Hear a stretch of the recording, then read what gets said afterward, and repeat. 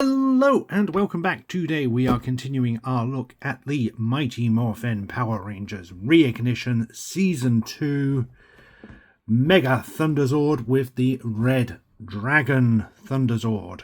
Here we have the Red Dragon in its window box packaging. As you can see, the box packaging is the same as the others in the line, with the only difference being that product shot in the top right corner on the back of the packaging. So without any further ado, let's get this opened and take a look. And here we have the Red Dragon Thunderzord out of the packaging. We get our instruction manual, and then we get our Zord. So straight out of the packaging there is some minor assembly needed. One, it's getting the Dragon Zord into its relevant positions. So some nice ratchet joints on this, that I've immediately noticed. So just getting those bits into position, and then we just need to attach our tail.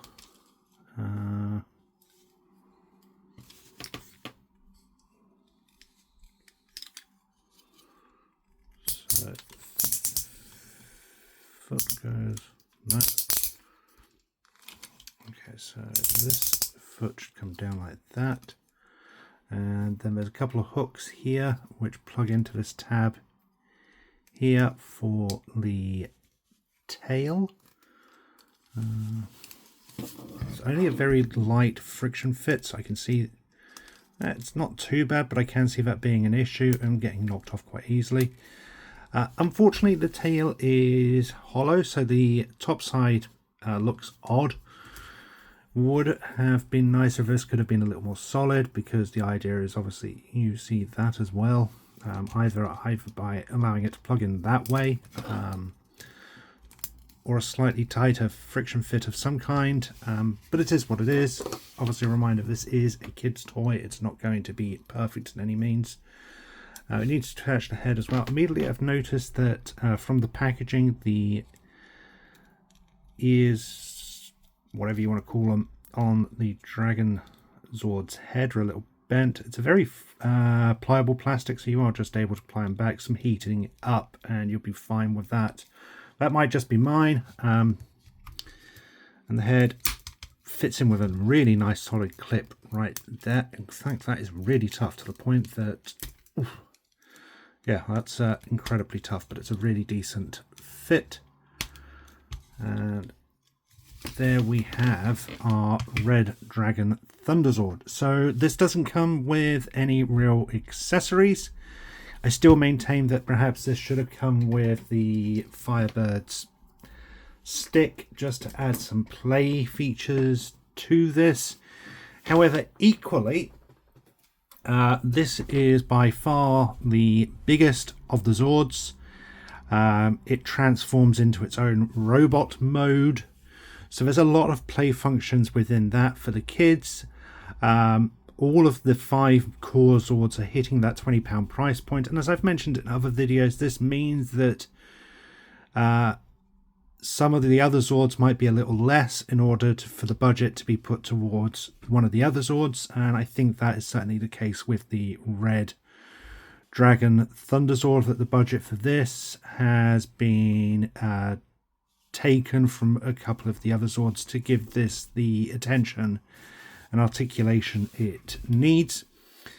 So articulation wise, there is, and we get some really nice ratchet joints on this. There is some really solid ratchet joints, which is fantastic.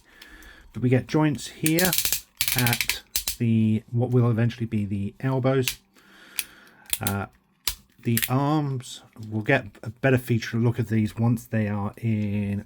Actually, the other thing we are supposed to do, hopefully, is, yes, these can come out and separate in order to give the individual arms and claws for each of the Zords, and there is plenty of articulation and play value here with that.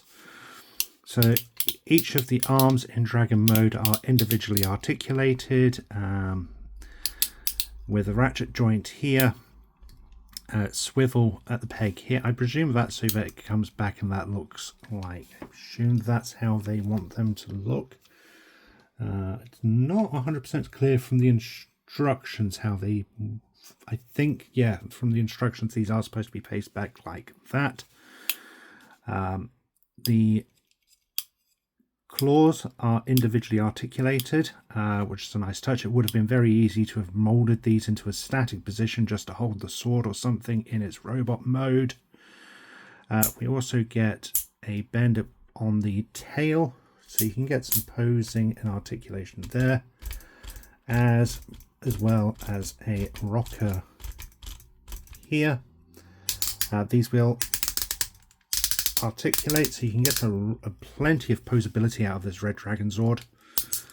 The feet, or what the neck piece in the Dragon mode, is ratchet and articulated.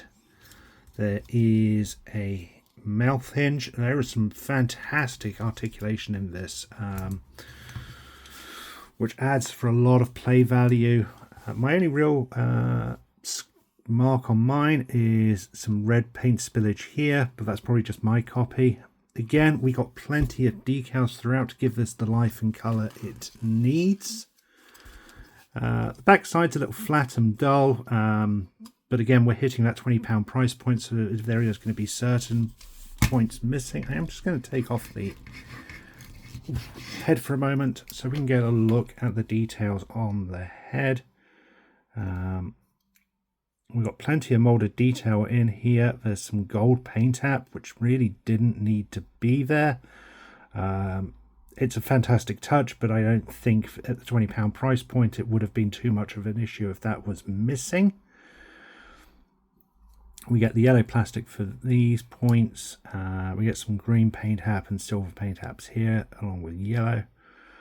There's plenty of molded detail, as I mentioned. A lot of love and attention has gone clearly into designing this Zord, and it looks absolutely fantastic. It's a really standout piece, not just as a kid's toy either. I think a lot of collectors would be quite happy with this. There's some paint apps on the yellow here and silver on the claws. Really is well done, and that's just the Dragon mode. We can obviously now, or the key play feature with this figure is the fact that it transforms into another mode. So for transformation, we bring the arms down and they clip together. And they clip together. We remove the head and remove the tail. The legs come down and turn around.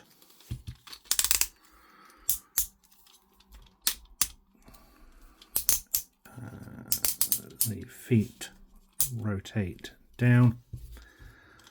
The bottom plate unclasps, it pegs in here and folds back.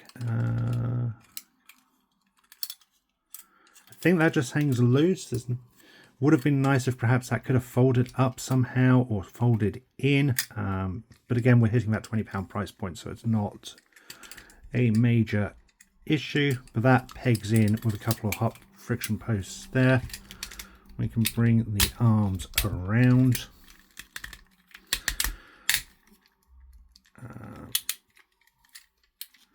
There's no articulation at the wrists, so you are left with sort of it being like that, which is a bit odd. It would have been nicer if we could have had a articulation there, but that certainly would have broken that price point.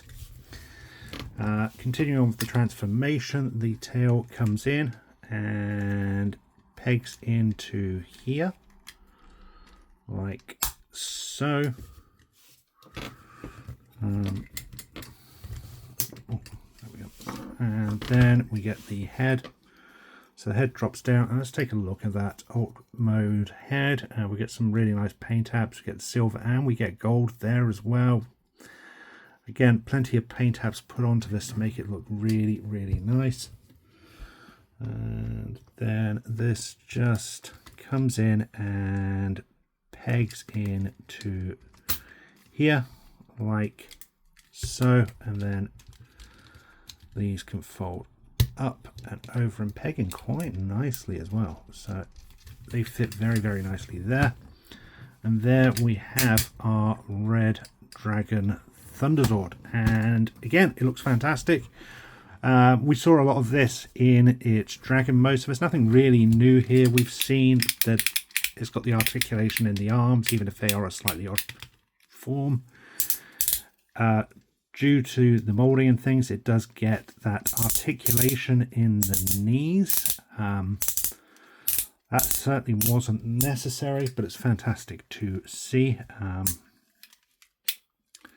We don't get any forward or backwards movement on the legs.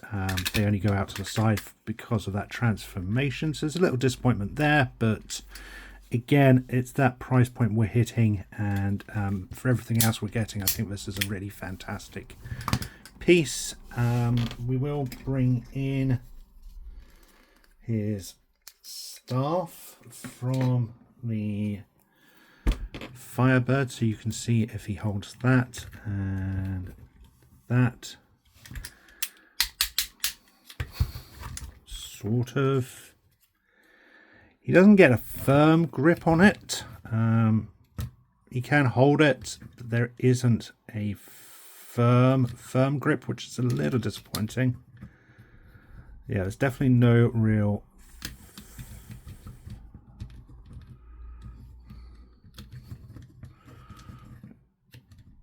there's no firm grip. It's all quite loose fitting, but he can hold it if you want. I suspect we could also do something like that. So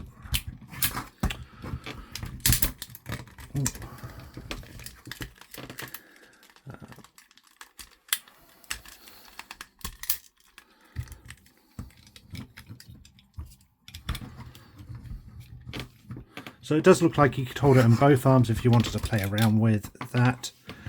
So there's plenty of play features here, especially if you've got any of the others, or at least the the Firebird Thunderzord to go with this. On its own, it's a great piece. This is definitely one which hits that £20 price point quite nicely, in my opinion. It feels quite like a Transformer, really, which I know has always been comparable with the Megazords, but given that this one operates as a robot mode on its own and then transforms into the dragon, while the transformation is simple, it is very Transformer-esque in that you've got your play value and your play features in its transformation features.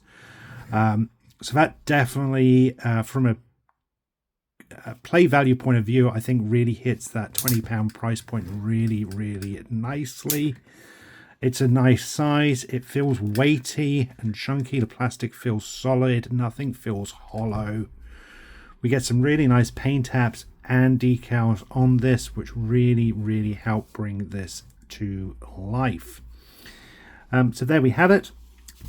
I'm going to do the Megazord combination in a separate video once we've looked at all of the Zords. But there we have the red Dragon Thunderzord, and I definitely think this one is worth its price point. I think any kid getting this would be very, very happy to have it, even if they couldn't have the other Zords to go with it. Before I finish, I did want to quickly mention something with the Lion Zord, which I forgot in my previous video, and that is that it's got a additional play feature which I didn't notice originally. And much like the Unicorn and the Griffin Thunderzords, this has a battle mode. So the side pieces rotate down at a 90-degree angle, and the claws actually descend like so. It's nothing special. It doesn't really do anything, but it is an additional play feature there for the children to have. So it's just worth noting that. But there we have it. There is the Red Dragon Thunder Zord. Definitely worth it in my opinion. I hope you enjoyed this video. Until next time, stay safe, and remember, freedom is a right, not a privilege.